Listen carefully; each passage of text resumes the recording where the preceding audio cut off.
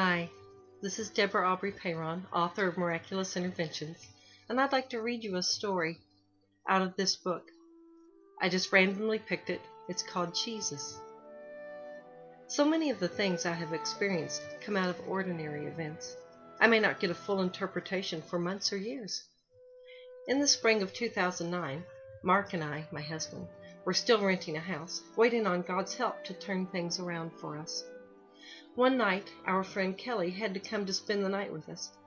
After dinner, we were all sitting around in the living room talking. I must have mentioned feeling a little achy. Kelly is a massage therapist and a good prayer warrior.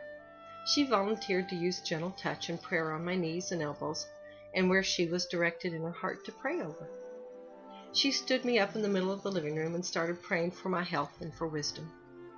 Then she sat me down on the couch and went to pray a second time over my knees, elbows, and my heart. When she got to my heart area, she cried out. I immediately went into a vision. It lasted several seconds. I looked all around me, and I was no longer on my living room couch. I was in a crowd of people, dressed as they were 2,000 years ago. We were standing on a dusty dirt road. We were in a town square with earthen and sand block buildings all around us. In the middle of this area was a man hunched down writing something in the dirt. He was explaining a parable, teaching the crowd. He had on what looked like to be a white woolen robe, tied at the waist. I could see the dirt and dust at the bottom of his hem.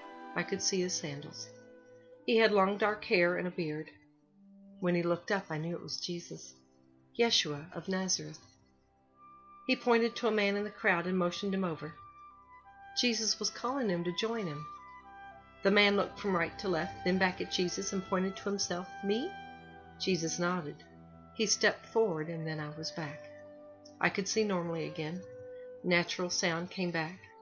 Kelly and I were both hollering. Mark was impatiently waiting for an explanation of what all the commotion was about. I've seen a vision, I cried out. Kelly said, Debbie, I went to touch your heart, and Jesus was there. She had seen something too. I told them what I had seen. She thought it meant I was an apostle of Jesus in another lifetime. I said, I don't think so. I think it means he is in my heart, and he is calling me to be an apostle now.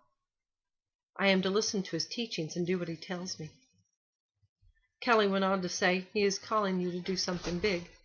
I'm only now a year out from this, following what he has been trying to tell me all this time. Write his book. Be obedient. Be an example. Be an apostle.